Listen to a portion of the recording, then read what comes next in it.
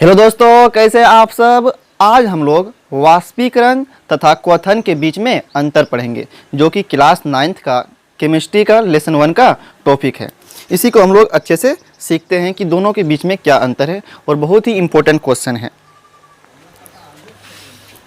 Class 9th chemistry lesson 1, वाष्पीकरण और क्वथनांक के बीच में हम लोगों को अंतर पढ़ना है। वाष्पीकरण और क्वथनांक मतलब क्वथन। क्वथन क्या है? क्रिया है। ठीक। वाष्पीकरण क्या कहते हैं इंग्लिश में? इवेपोरेशन। इवेपोरेशन इसको कहते हैं हम लोग बॉइलिंग। और क्वथनांक बोलेंगे तब बॉइलिंग पॉइंट हो जाएगा, क्वथन बोलेंगे तब बॉइलिंग होगा। ठीक। पहला अंतर पढ़ते हैं। वाष्पीकरण जो क्रिया होता है ये एक मंद प्रक्रिया है। ये क्या है? एक मंद प्रक्रिया है। यह एक मंद प्रक्रिया है। हम वाष्पीकरण के बारे में इससे पिछले वाले वीडियो में बहुत डिटेल में बताए हैं कि वाष्पीकरण क्या होता है, कैसे मंद प्रक्रिया है, इसमें क्या क्या होता है, सब चीज़ बताए हैं। अगर आप उसको नहीं देखे हैं तो उसको पहले देख लीजिए। और क्वथन के बारे में बताए हैं, क्वथनांक के बारे में बताए हैं। तो अगर इससे पहले अगर इसको नहीं देखे इस वीडियो को, तो मतलब अगर इसके बारे में नहीं जानते आप, तो पहले उसको देख लीजिए, डिस्क्रिप्शन में लिंक होगा, तब यहाँ पे आइएगा तो अंतर भी आप अच्छे से कर पाइएगा। ठीक। वाष्पीकरण यह क्या है? यह एक मंद प्रक्रिया है। मंद प्रक्रिया है। ठीक। और ये क्या है? एक तीव्र प्रक्रिया है, जबकि यह एक तीव्र प्रक्रिया है।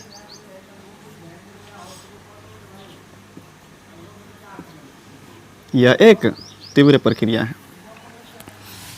जाहिर सी बात है कि अगर हम कटोरी में पानी लें या थाली में पानी लेंगे तो बहुत धीरे धीरे वाष्प बनता है, लेकिन अगर क्वथन का बात करें, अगर चूल्हा पे पानी रख दे तो जल्दी जल्दी वाष्प बनेगा। तो ये तीव्र प्रक्रिया जल्दी जल्दी होता है ये। और ये क्या होता है? बहुत धीरे धीरे होता है। अगर पानी रखेंगे बाहर में तो 1 घंटा के बाद पानी का स्तर कम होगा या 2 घंटा के बाद होगा। दूसरा, यह द्रव के ऊपरी सतह से होता है। यह द्रव के ऊपरी सतह से होता है। यह क्रिया लिखिए। यह क्रिया द्रव के ऊपरी सतह से होती है।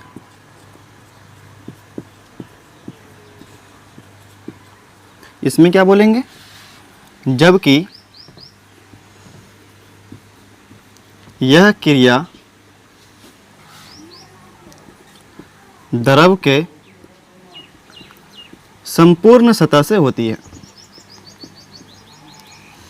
संपूर्ण सतह से होती है।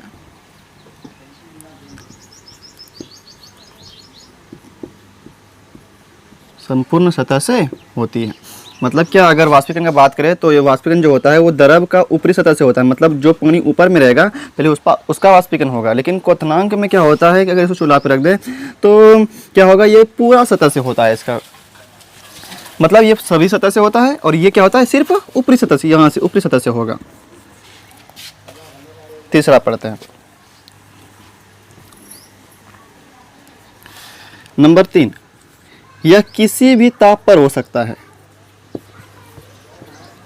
यह किसी भी ताप पर हो सकता है।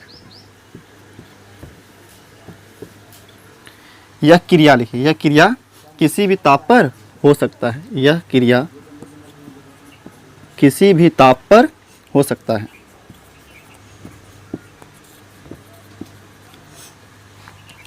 लेकिन इसमें बोलेंगे जबकि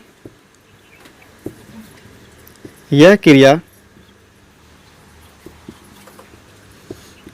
एक निश्चित ताप पर होती है। क्वथन में बोलना है यह क्रिया एक निश्चित ताप पर होती है।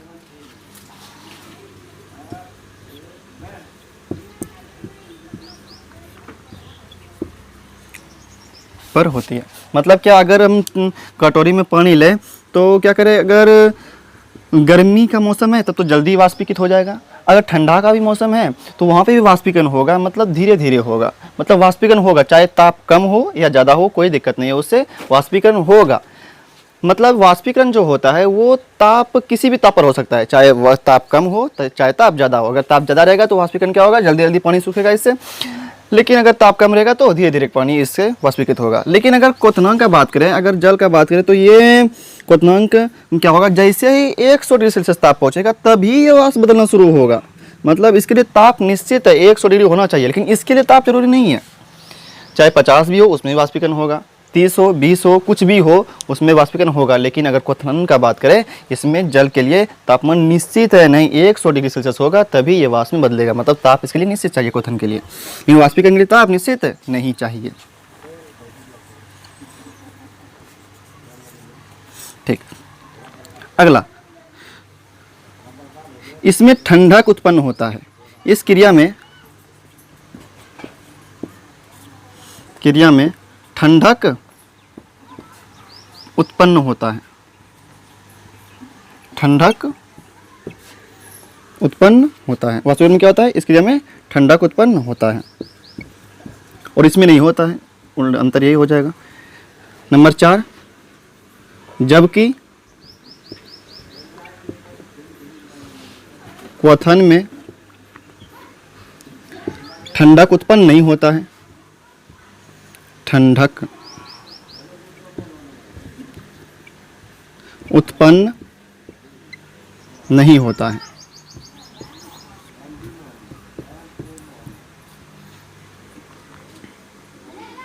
ठंडक उत्पन्न नहीं होता है।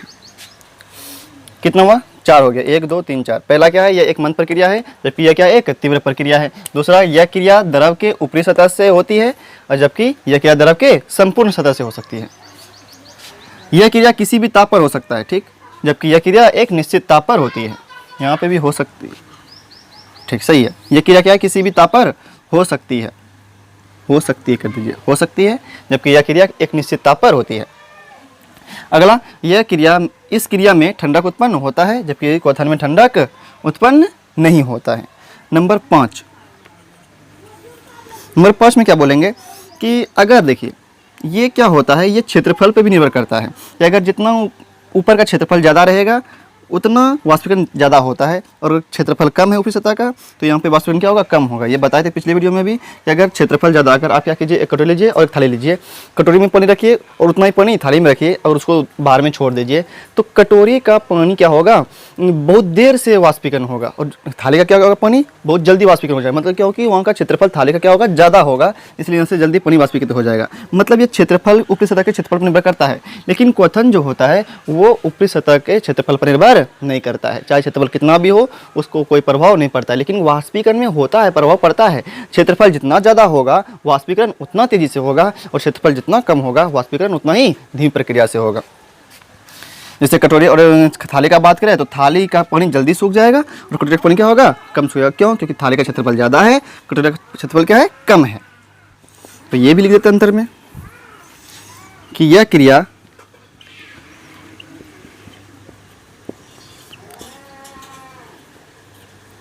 द्रव के ऊपरी सतह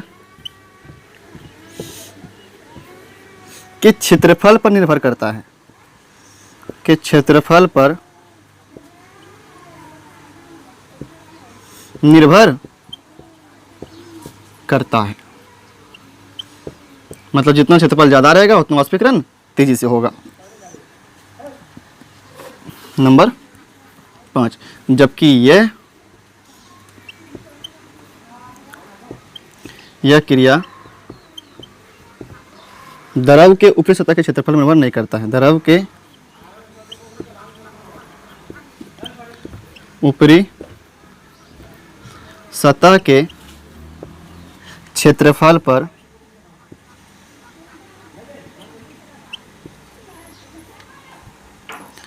निर्भर नहीं करता है।